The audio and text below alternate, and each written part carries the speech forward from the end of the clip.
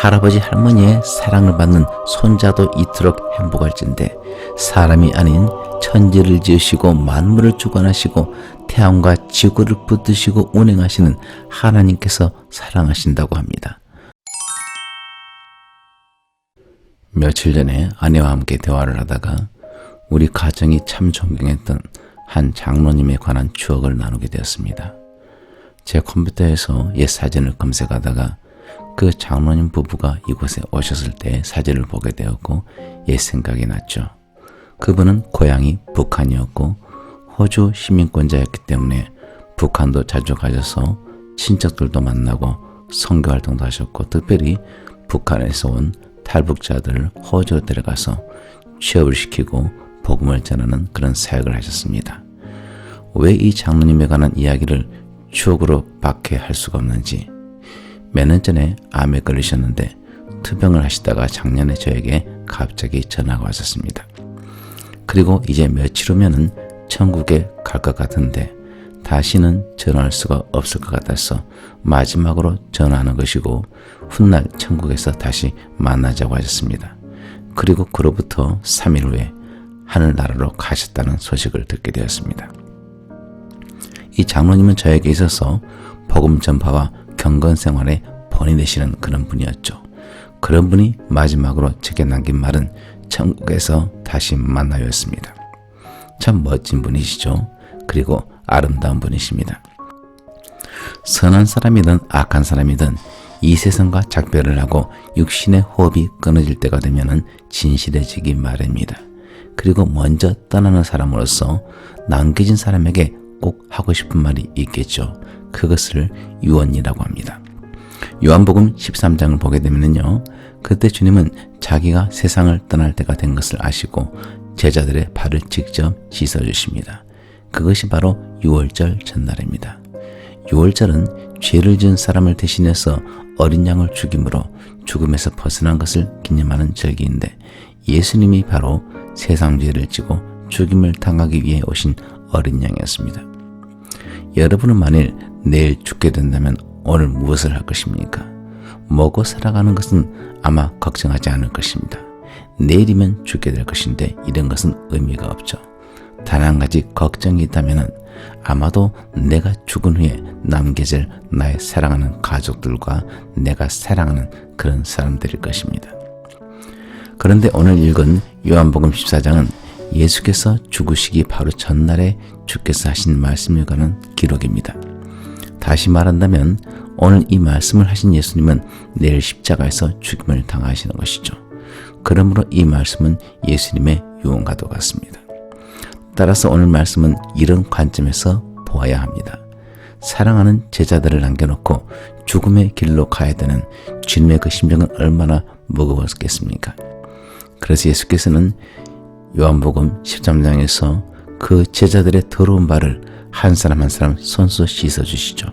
그리고 어떤 사람이 예수님을 진정으로 사랑하는 사람인지에 대해서 말씀하십니다. 수일 전 제가 아내에게 물었습니다. 그리스도인들은 예수님을 사랑한다고 하는데 누가 진짜 예수님을 사랑하는지 판단할 수 있는 기준이 무엇일까요? 아내는 그렇게 어렵지 않게 알아맞혔습니다. 여러분들에게 질문을 하겠습니다. 예수님을 사랑하나요? 그렇다면 무엇으로 여러분이 예수님을 사랑하는 것을 증명할 수가 있습니까? 요한복음 14장 21절입니다. 내 계명을 간직하여 지키는 사람은 나를 사랑하는 사람이다. 나를 사랑하는 사람은 내 아버지에게 사랑을 받을 것이며 나도 그를 사랑하여 그에게 나를 나타낼 것이다. 개역개정 성경에는 지키는 자로 되어 있는데요. 헬라어 원문에는 테레오로서 보존하다, 간수하여 지키다 그런 뜻이 포함되어 있습니다. 따라서 현대의 성경 번역이 좀 더 원문에 맞게 되어 있는 것이죠. 21절 3방절에 예수님을 사랑하는 사람은 어떤 사람인지에 대한 해답이 나와 있습니다. 예수님을 우리는 사랑한다고 합니다. 우리 중 누구도 예수님을 미워한다고 말하지는 않을 것입니다. 예수님을 사랑하기 때문에 예수님을 찬송하고 예배하고 기도하는 것입니다. 수많은 기독교인들이 예수님을 사랑한다고 합니다. 어떤 사람은 기도를 하고 찬양을 하면서 눈물을 쏟기도 합니다. 하지만 말로만 하는 사랑은 진정한 사랑이 아니죠. 금식을 하면서 기도한다 할지라도, 찬양을 하면서 눈물을 흘릴지라도 그것이 예수님을 향한 진정한 사랑이 아닐 수도 있습니다.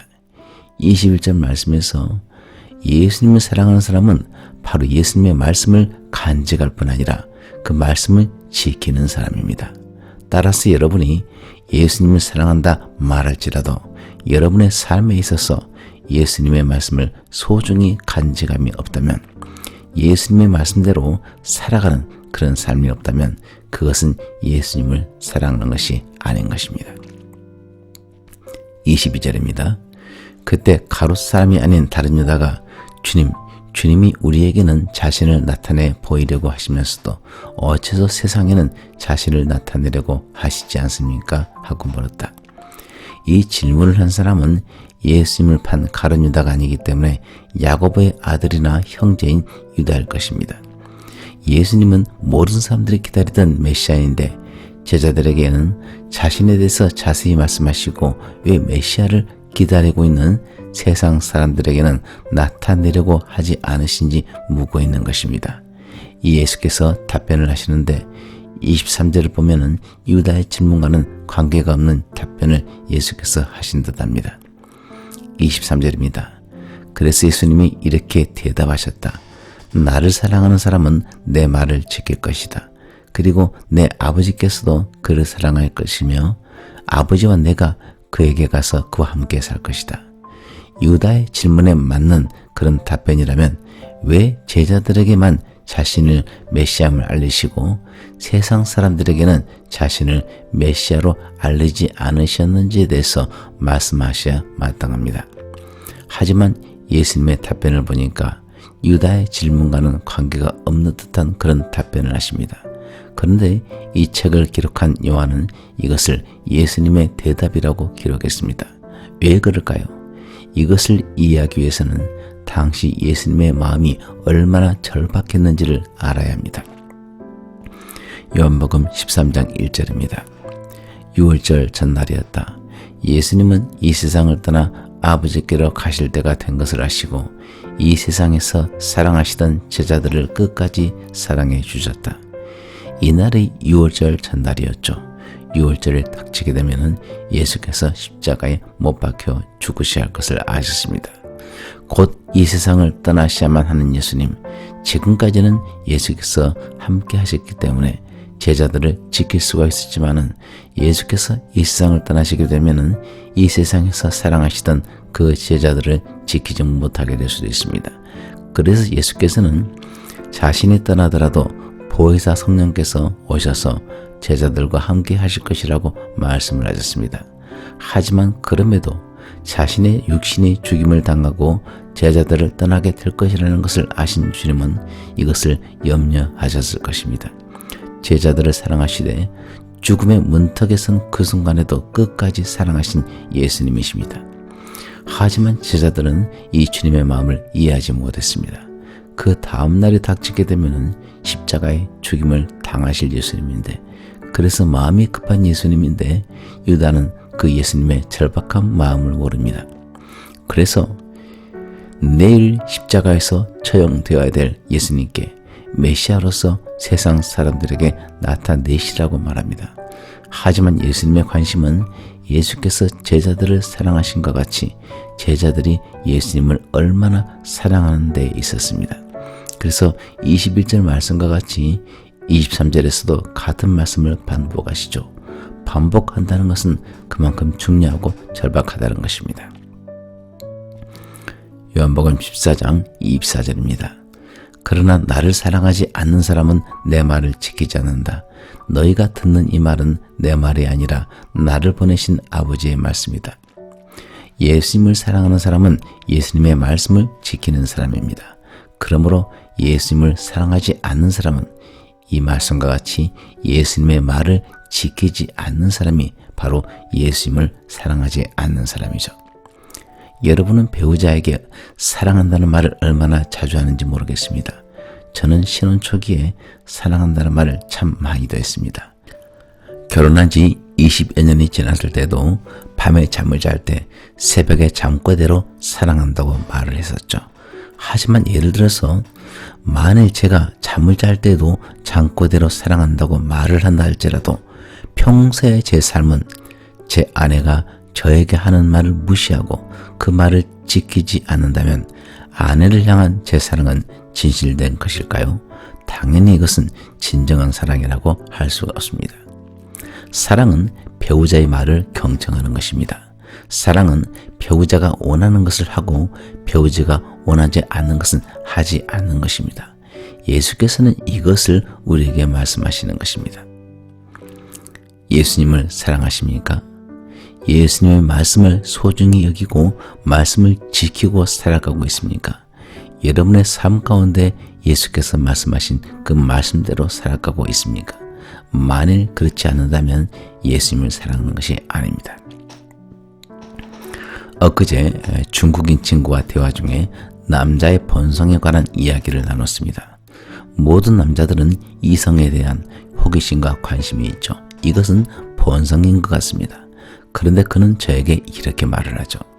당신은 남자가 아니야. 제가 왜 그렇게 생각하냐고 물었습니다. 이렇게 대답을 했습니다. 남자들 치고 여자 안 좋아하는 그 남자가 어디 있나? 그런데 당신은 여자를 안 좋아하지 않느냐? 이렇게 말하면서요. 자기 옆에 있던 직원에게 저를 이렇게 이야기합니다. 이 사람은 이 세상 어떤 여자도 바라보지 않는다. 어떤 여자가 옆에 있어도 자기 아내가 제일 예쁘다고 말한다. 이 사람은 여자에 대해서 관심이 없고 예수 믿는 것에만 관심이 있다. 예수 믿는 저에 대한 칭찬인 것 같은데 기분이 조금 이상합니다. 남자가 아니라니. 저도 당연히 남자입니다. 이 세상 어느 남자가 여자에 대해서 관심이 없습니까? 그렇다면 그 남자는 이상한 사람일 것입니다. 저는 정상적인 남자이고 저 역시 여자에 대해서 관심이 있습니다. 하지만 저는 다른 여자를 바라보지 않습니다. 다른 여자의 얼굴도 보지를 않습니다. 왜냐하면 제가 다른 여자를 바라보는 것을 좋아하지 않는 한 여인, 제 아내가 있기 때문이죠. 남편은 아내만을 사랑해야 됩니다. 아내를 99% 사랑하고 이웃집 여자를 1% 사랑한다면 이것은 사랑이 아니라 불륜입니다. 내일이면 죽임을 당해야 되는 예수께서 제자들에게 바라시는 것이 있죠. 그것은 바로 제자들이 예수님을 사랑하는 것이었습니다. 다른 것에 딴 놈 팔지 않고 오직 예수님만을 100% 사랑하는 것이 예수님의 바람이었습니다. 그래서 사랑이 난 무엇인지에 대해서 이렇게 되풀이해서 말씀하신 것입니다. 오늘날 사회상을 보게 되면 정말이지 지저분한 것이 많습니다. 수일 전에 한국 매스컴에서 귀가 잘린 여자에 관한 뉴스를 보았습니다. 술집에서 술을 마시던 20대 여자가 술에 만취가 되어서 깨어보니 귀가 절반이 잘려나간 것입니다. 그런데 자신이 스스로 그랬는지 다른 사람이 와서 가위로 잘라버린 것인지 기억이 없습니다. 얼마 전 설교 시간에 말한 적이 있었는데 제 아내가 알던 촉망받던 중소기업 사장의 아들이 술에 만취가 되어서 옥상에서 떨어져 죽어버렸습니다. 술에 의해서 망하고 술에 의해서 죽는 세상입니다. 우리나라가 경제적으로는 세계 10위권 안에 들어온 경제 강국이지만 도덕적인 타락을 보면 이 역시 세계 10위권 안에 들어와 있는 듯합니다. 가정을 가진 남자가 자기 아내 몰래 다른 여자를 만나서 바람을 피우고 그것을 자기 친구들과 자랑을 하고 똑같이 그 친구들도 자기 아내가 아닌 다른 여자를 데려와서 끼리끼리 놀러 다니는 그런 시대입니다. 여자들 역시 자기 남편이 있음에도 다른 남자친구를 사귀고 그것을 자랑하고 다닙니다.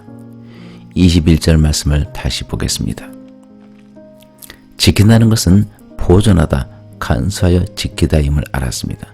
따라서 입으로는 사랑한다고 말하면서 삶은 하나님 말씀과 동떨어진 삶을 산다면 이 사람은 하나님을 사랑하는 사람이 아닙니다. 사랑은 한눈 팔지 않는 것입니다. 내 삶의 이유와 삶의 목표가 사랑하는 사람에게 집중되는 것입니다.